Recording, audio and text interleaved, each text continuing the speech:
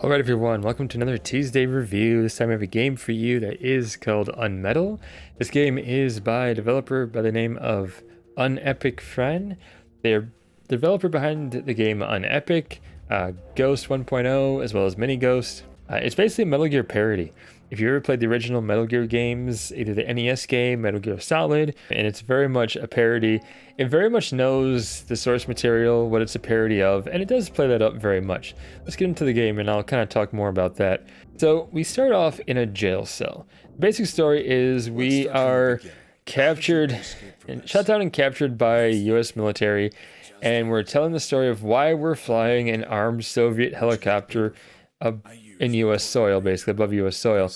We have to explain the story to this guy, and we're basically arrested for a crime we didn't commit by this military group that is planning these attacks, and we have to escape, find files about these attacks, information about these attacks, and go from there. And it's all about sneaking past guards, fighting guards. And basically to find items, you can combine items in your inventory to try to get things that you need, get items that you need, and advance the story. And it's all about just getting past things, solving puzzles, figuring out what you need. Sometimes it's fairly obvious. Sometimes you just gotta try to combine things. But most times the game does help you, give you an idea of what you're supposed to do. Some of it's kind of intuitive, you gotta kind of figure it out on your own, but it's not too terribly hard. As you can see from the dialogue, there's a lot of tongue-in-cheek humor in this game. I found this game absolutely hilarious. Honestly, like the jokes this game landed for me. Like right here, the note saying, "You think I'd be stupid enough to kill myself?" And he comes to and basically takes out the guard. So yeah, there it is. We search the guard, we get the key, use the key to escape, so on and so forth.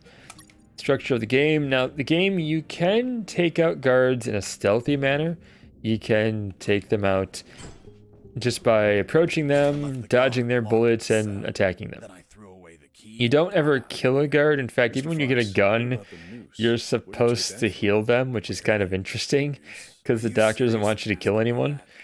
So that's kind of a thing, but definitely gives you choices as far as what you can do as far as how you play the game. I will encourage you to take out guards stealthily if you want to make the game a little bit easier, because if you take out guards in a stealthy way, you gain experience. Experience will increase your HP, as well as it give you a choice between two different perks at each level. Max level is 10, so you essentially start at level 1, you gain 9 levels, you get a choice between 9 pairs of perks.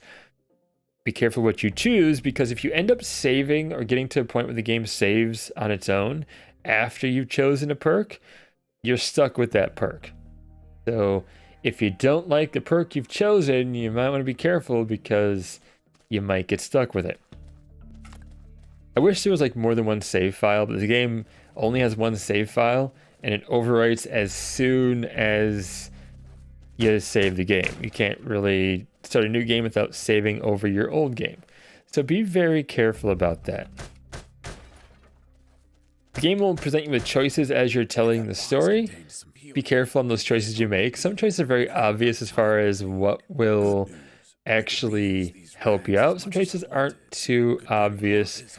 So as we get to this next area, we'll have a choice between how many guards we came across, how many guards we found. And it's like 1 guard or 2 guards. This one's fairly simple and straightforward. If you choose 1 guard, it's going to be a lot easier for you as opposed to choosing 2 guards. You choose 1 guard, then we can easily take him out in a stealthy manner and make sure to get all the experience that we're supposed to get in the level. If you choose 2 guards, it's going to be harder for you. There are choices later that are less obvious. Some choices that are just absolutely goofy as can be. And the game will definitely keep you on your toes, and you'll be asking like, wait, what? That's what the choice was between? You do have achievements in the game, and if you go to our menu here, we go to challenges, you can unlock all these achievements essentially. To unlock the ability to get the achievement, You have to actually get the medal for it first and then get the achievement. I wish they were actually already unlocked, but you had to find the medal to get these unlocked. You get these medals over here, so this medal unlocks You're a Tough Guy, which is basically this one right here. It's beat the game on the hard difficulty. I don't know if I'll get that one. I might try it, but some of these are actually easier to get on the easy difficulty as opposed to the hard difficulty.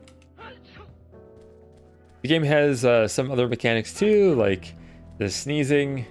It happens only once, it never happens again, but if you're caught in the red circle when he sneezes, you end up saying bless you, and we reveal our position, and the guard knows we're there and starts shooting at us. So you gotta be careful not to get in the way. This only happens once, so it's not really too big a concern. Gonna wait for him to sneeze, go up here and punch him. Again, as we take out the guards stealthily, we're getting closer to gaining that level.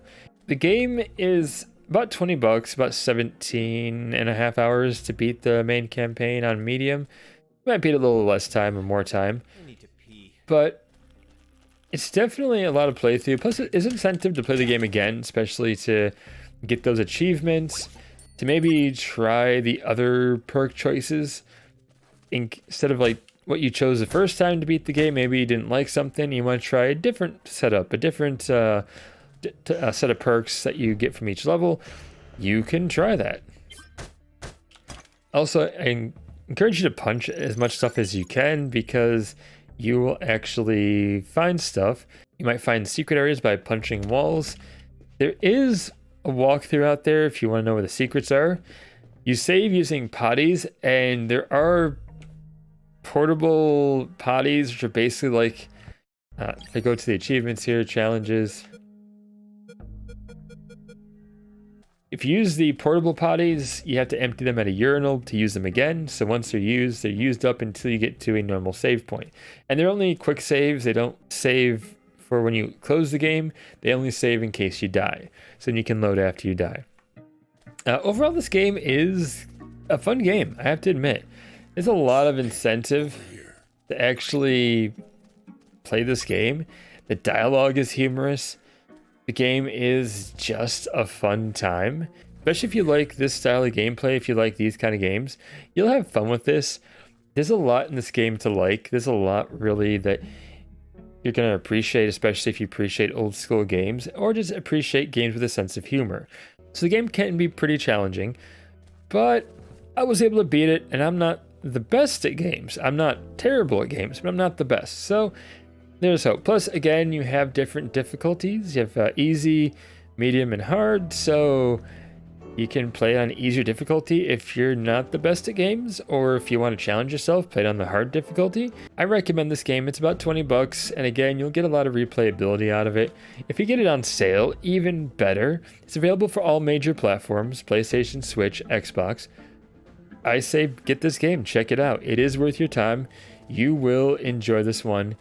It's going to be a fun time for you. So that's all I have to say about this game. But thank you all for watching. You all are amazing.